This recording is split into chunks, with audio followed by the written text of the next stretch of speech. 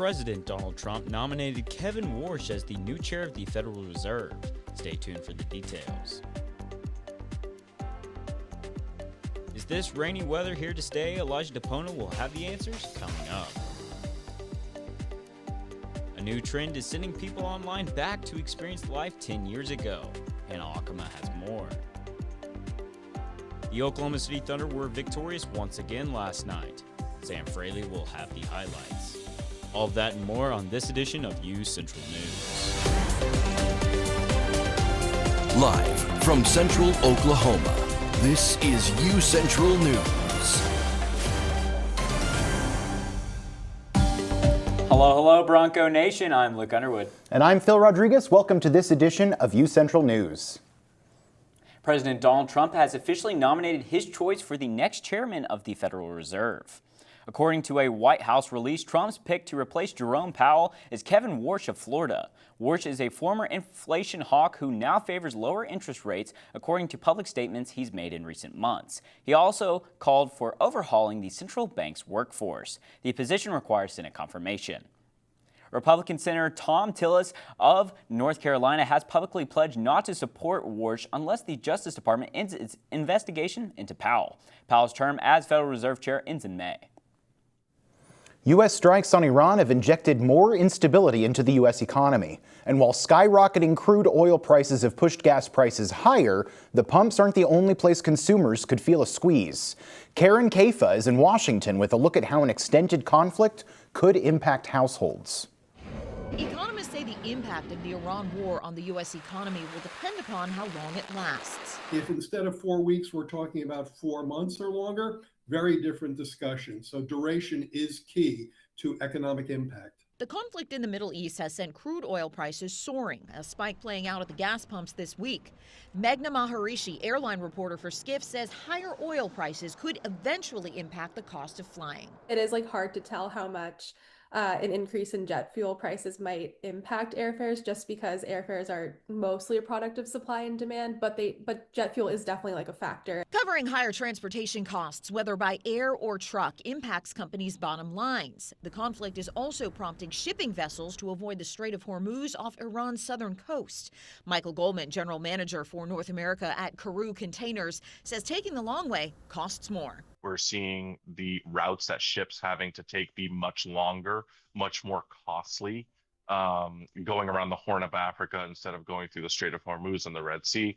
And we're definitely seeing cost increases to the carriers to make those journeys. Uncertainty about whether companies will increase the price of their goods and boost inflation may encourage the Federal Reserve to keep interest rates steady, delaying relief to American consumers collectively carrying record household debt from higher mortgage, credit card, and auto loan balances. In Washington, I'm Karen Kaifa.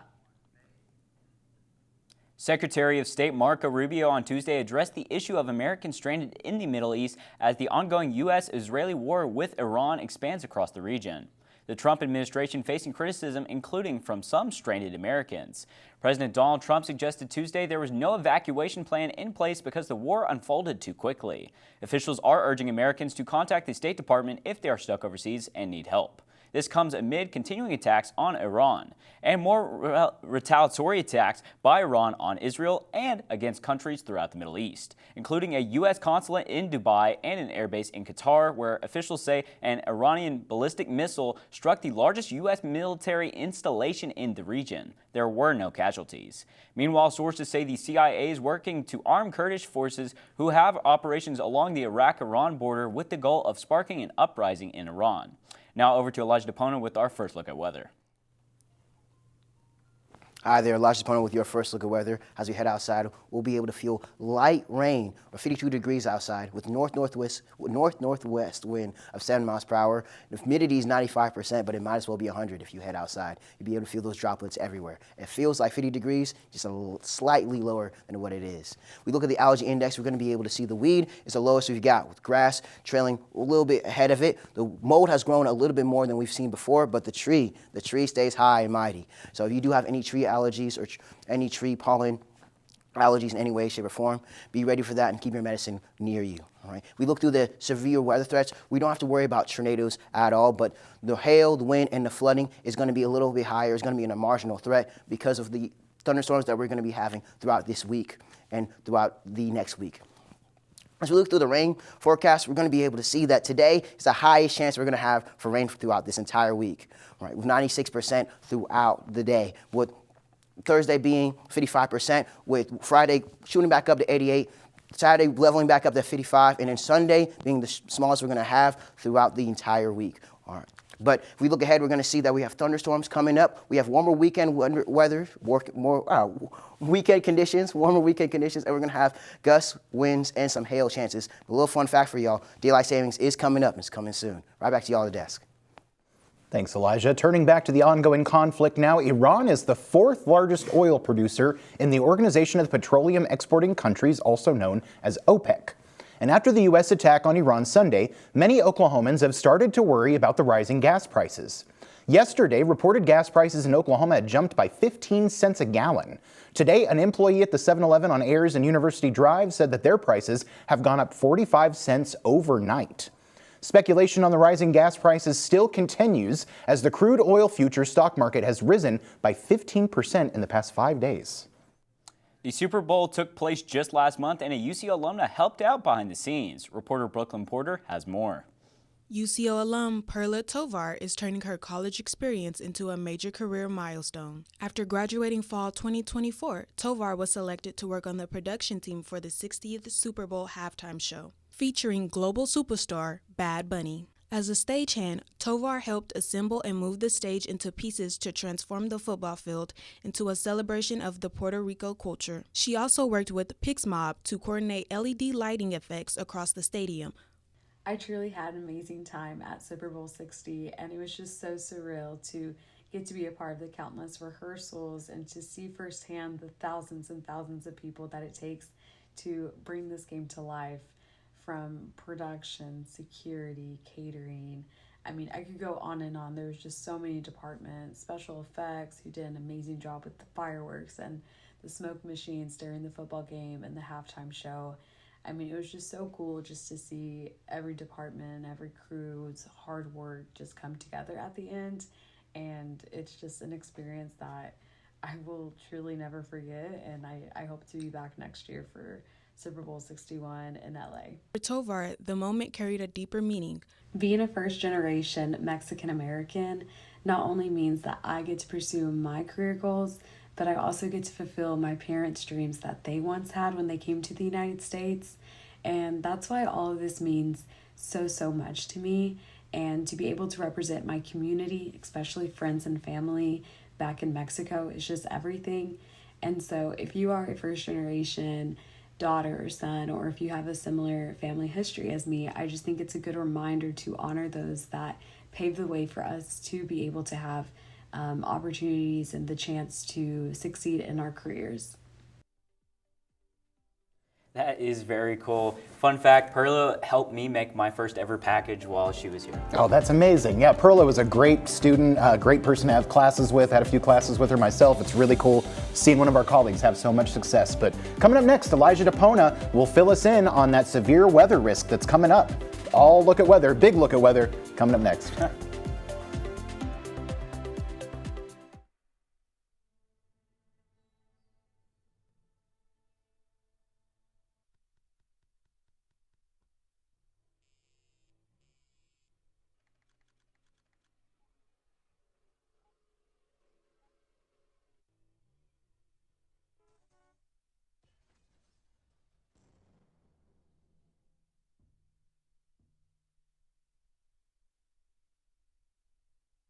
It's time to explore, to come out and play.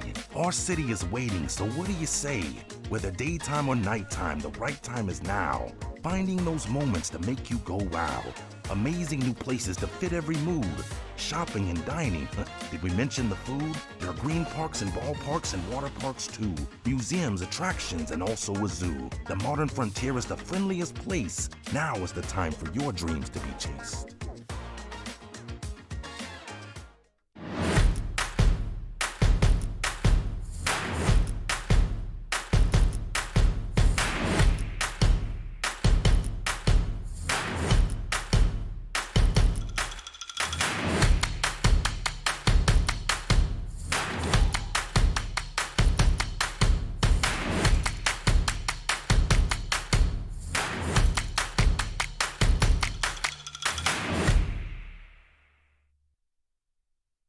It's the Roadway Replay.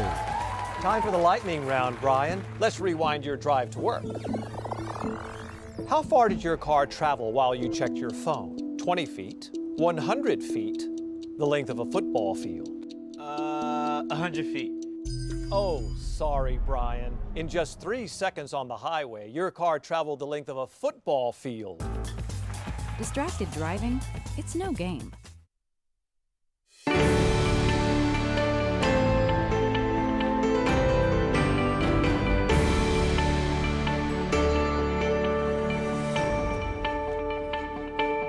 Hi there, Elijah Pono with your full look of weather. As we head outside, we'll be able to feel some light rain. Being 52 degrees outside, we're gonna have wind, north-northwest wind going about 7 miles per hour. Humidity around 95%, but I pretty much count as 100. Once you go outside, you'll be able to feel the water in the air. It feels like 50 degrees outside, just a little bit lower than it actually is. As we look through the broader part of the nation, we'll be able to see that we settle with a high of 57 degrees, but we look in the northern part of the region, we'll see Woodward at 60 degrees, Guyman up there at 65 degrees, Enid at 55. When we look into the lower part of the state, the southern part of the state, we'll see there with Ardmore at 67 degrees, Altus at 64, and Lawton at 62. So as we look at the southern part of the state, we'll see that we get a little bit hotter. As we look to the northern part of the state, we get a little bit colder. We look through tonight, we're going to see that we settle at 44 degrees, a cloudy 44 degrees, with a northeast wind going 6 miles per hour. The humidity is going to drop just a hair, but doesn't really matter. It's still going to be pretty above 90, so it's still going to be pretty humid outside. The rain chances are going to be 6%, so we're going to expect just a little bit of rain out there, a drizzle or two. As we look through tonight, we'll see that we settle around 44 degrees, but the southern part of the states, like I've been talking about before, is going to be a little bit higher than us. Ardmore at 55, McAllister at 57, while the northern part of the states, with Enid at 42 and Ponca City at 41, is going to be a little bit lower than where we are. Look through tomorrow, we will have a high of 71 degrees, but our neighbor Clinton is going to be around 70. We're going to have Woodward up there at 66 degrees. Guyman on the panel 75. So it's going to be a range of temperatures, but it's going to be above the 60s with high 60s, lower 70s. We look through the daily forecast, we'll see that we start the day tomorrow around 49 degrees, a cool 49 degrees. We get to the peak of tomorrow being a stormy 71 degrees. We're going to deal with some thunderstorms, so we're going to deal with some hail chances, and we're going to deal with some flood chances as well. And we're going to end the day with around 68 degrees, a cloudy 68 degrees. If we look through the full 7-day forecast, we're going to have rain almost every single day. Rain chances at least every single day, with Wednesday being the biggest one and Friday being the second biggest one. Thunderstorms on the weekdays with sun coming out during the weekends. Right? But that's all I'm going to have for your full look of weather. Quick question for y'all, though. Daylight savings is coming up, and it's coming up quick. What do y'all plan to do with your time? I plan to try and get the sleep because the day before that is cheering dance and I'll be participating. What about you, Phil? That'll be tough to catch up on your sleep. Jumping ahead, we lose an hour. Yeah, I know. So it's rough out there. It's a Sunday though, so at least it's not Monday. And my schedules are so busy. Monday will be rough for me, I know that's for sure. Thank you, Elijah. Anyways, coming up on social media, Live Nation accused of hurting music fans as an antitrust trial begins. And the 10-year anniversary for 2016 has brought back trends all over social media platforms. Hannah Akamo will have your social media update after the break. Rugged, rough, built for the road ahead. Sometimes I feel like a shell of a man. Commercials are fake. What you're feeling isn't. Call or text 988, Oklahoma's mental health lifeline.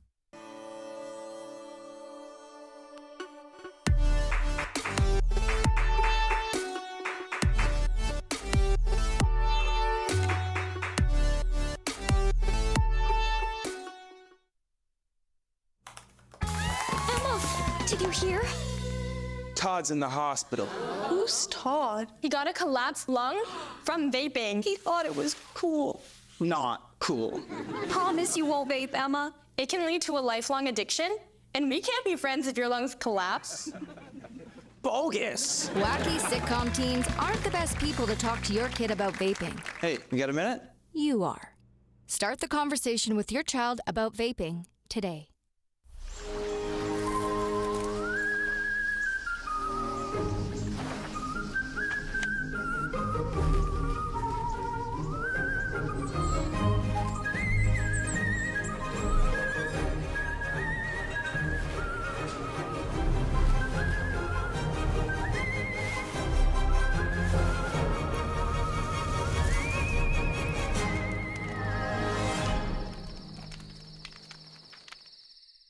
University of Central Oklahoma grows and thrives. We move forward, daily living the Bronco way, being reflective of our neighborhood, community, history, and Oklahoma. This is what has made us who we are. Oklahoma's Metropolitan University, the third largest university in Oklahoma. This is where movement is. This is the University of Central Oklahoma.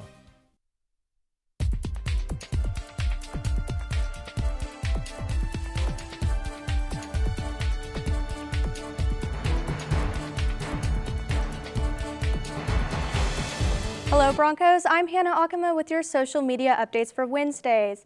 Starting strong, we have the Live Nation and Ticketmaster trial.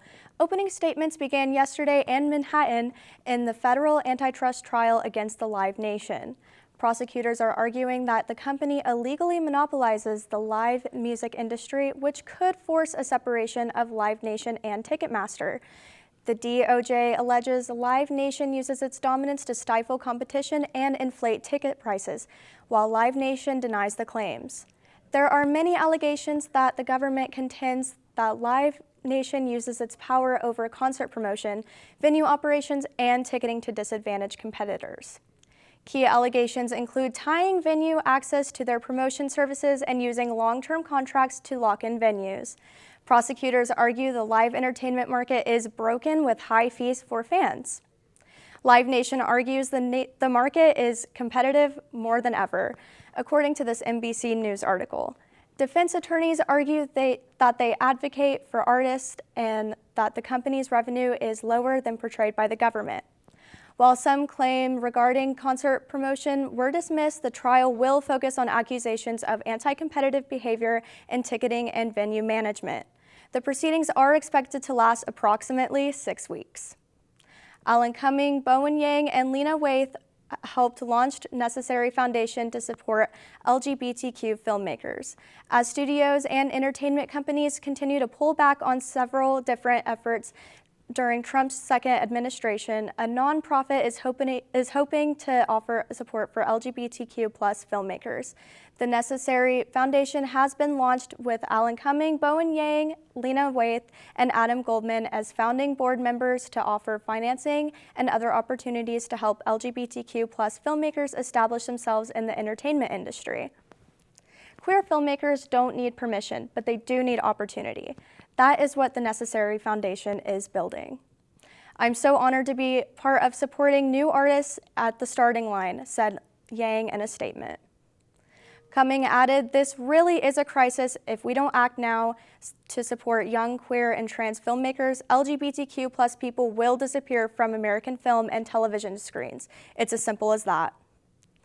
Coming up next, 2016 nostalgia has been a popular trend lately with users sharing fashion and music from that era. As the year 2016 turns 10 years old, social media users and celebrities are celebrating by bringing back some of the filters that defined that year.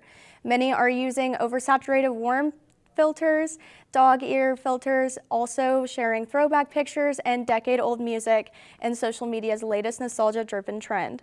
Hashtag 2016 has surged more than 450% in recent weeks to the United States, according to TikTok, while searches for 2016 songs and 2016 makeup rose more than 209%. Luke, Phil, what's your favorite trend from 2016? Well, I guess mine was probably the mannequin challenge.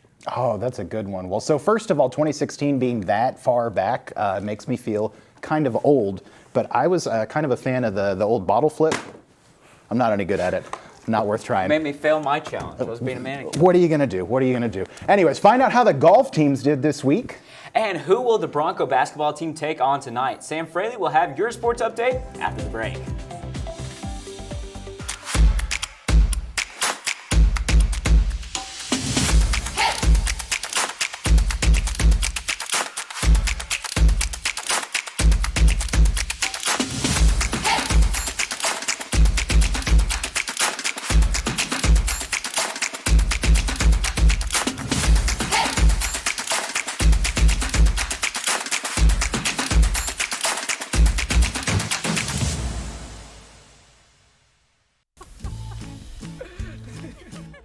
Sometimes it makes everything funny. Sometimes it's nothing to laugh about. Weed. It's funny like that. And unlike alcohol, with marijuana, there's no legal limit. So even if you don't feel high, you could get a DUI. No matter how much weed you've had, don't get behind the wheel, because driving impaired is illegal, and that's no joke.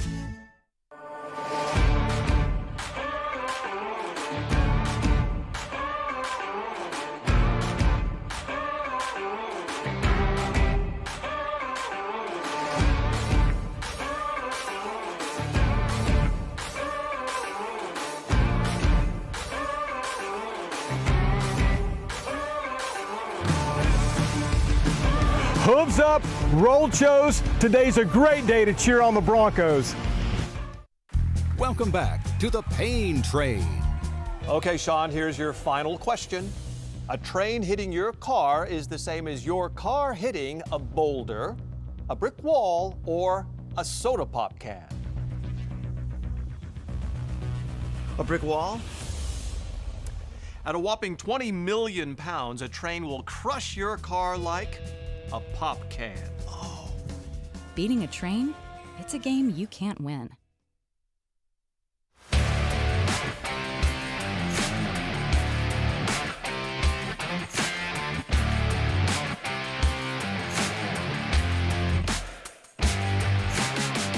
Hey Broncos, it's Sam Fraley here for your Wednesday Sports Update. Coming up this Friday, the Bronco baseball team takes on the Washburn Ichabods at home.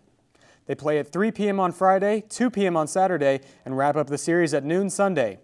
The Broncos are 10-7 on the series and 9-4 at home, while the Ichabods are 6-9 on the season and 4-5 on the road. The Bronco men's golf team wrapped up the Shadow Valley Invitational in Rogers, Arkansas yesterday. They shot .883 for the tournament and finished second place overall. Junior Nick Canales tied for second individually, shooting a .213. The men's golf team next plays in Georgia on the 16th and 17th of March at the Bobcat Invitational. Heading over to the women's golf team, the Broncos just finished the Diffie Ford Lincoln Invite right here in Edmond.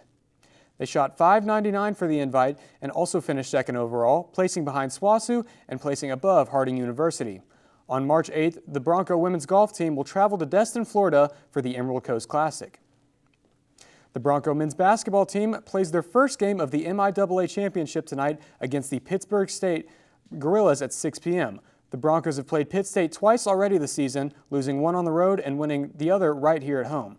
The teams finished with similar season records, making tonight's game a very competitive matchup. You can watch tonight's game on the MIAA network at 6 p.m. Phil, Luke, we've got two games tonight. The Oklahoma City Thunder took on the Chicago Bulls last night, improving their road game record to 23-8.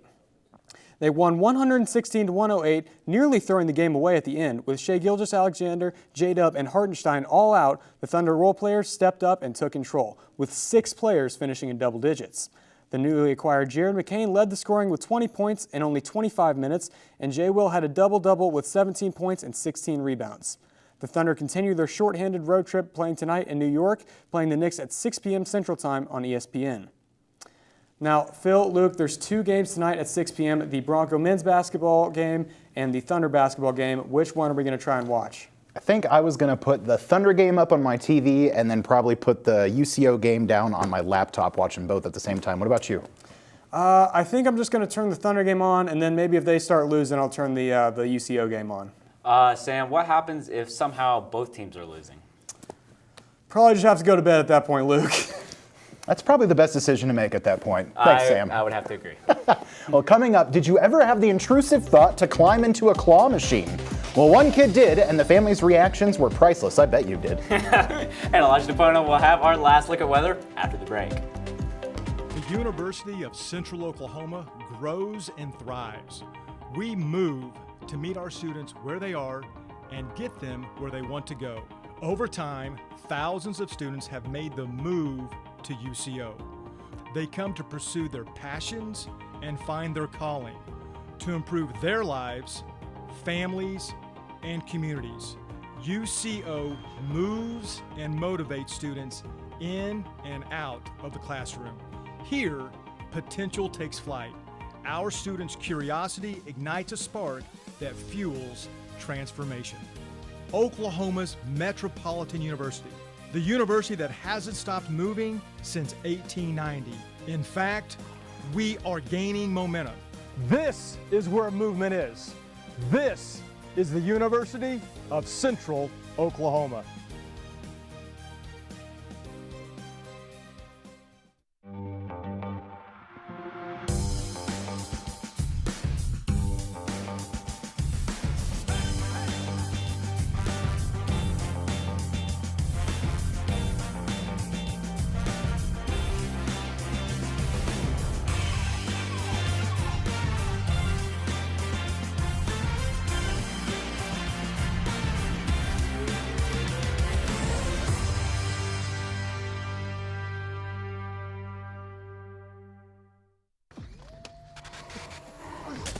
Multiple studies have shown that marijuana can slow both driver reaction and response time, which can be really dangerous. He's here. He's here. Wait. What? I can't drive. Why? My. Oh.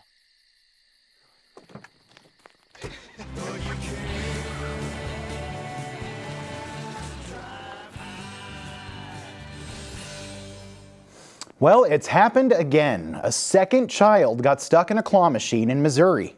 Jeffrey Bullard speaks with the family of the second child who became stuck in a claw machine. For 3-year-old Patrick Campbell, he's definitely rambunctious. The decision to climb inside a claw machine was simple. I get Paul. His dad Ryan says he was watching his daughter's game at the soccer dome in Webster Groves when he looked over and realized his son was gone and found his way inside this machine. Patrick's reaction, like someone took a picture of him and he immediately just said cheese and posed for the camera, like unfazed that he was stuck in a machine. Making quite the conversation for his sisters. I saw the picture, I'm like, I knew Patrick was gonna get stuck in there. Thankfully, Dad came to the rescue and convinced Patrick to crawl out, but just a few weeks ago, the fire department had to get this 2-year-old boy named Cooper out of the exact same machine. That was my first, anything like that, I had twin 5-year-olds, so I can totally see how this happens. He was having an absolute blast, or an absolute ball, depending on how you want to look at it. And since firefighters need to be prepared for everything. So this box was made so that if we had a situation like that again, then we could have these tools to access and just carry them all in. A toolkit that Campbell's hope won't be needed next soccer game. We'll for sure be back. I don't know if Patrick will go this time, but... In Webster Groves, Piss in my face. Jeffrey Bullard, First Alert 4. Well, since everybody's safe, I guess that one is hilarious. I've got a 5-year-old. I could definitely see her doing something like that. Let's send it over to Elijah for our last look at weather. Hi there, Elijah, with your last look at weather. As we hit to tomorrow, we'll see that we're going to start the day at 49 degrees, cool 49 degrees. We're going to get to our high at 71 degrees, stormy 71, and then we're going to end the day at 68 degrees, cloudy 68 degrees. Look through the 7-day forecast, we're going to see that today is going to be the highest chance we have of rain chances, but the rain chances are going to be coming throughout the week. We're going to have thunderstorms throughout the week, right? But the weekend is going to be our saving grace. We're going to have some sun coming in, with Sunday being the lowest day we're going to have for rain chances, but it's going to ramp back up once we get to later on in the weekend, or later on in the week, next week, I should say. But that's all I'm going to have for your last look at weather. Thank you, Elijah. NASA says it found a galaxy that might have more dark matter than any ever discovered. Scientists say that Hubble Space Telescope detected what they're calling Candidate Dark Galaxy 2. They think it might be made up of at least 99.9% dark matter. That matter is invisible, but researchers have ways of inferring it's there. Wow, that's a crazy story. Absolutely. Well, unfortunately, we are out of time for today, Broncos. I'm Phil Rodriguez. And I'm Luke Underwood. Have a good rest of your night.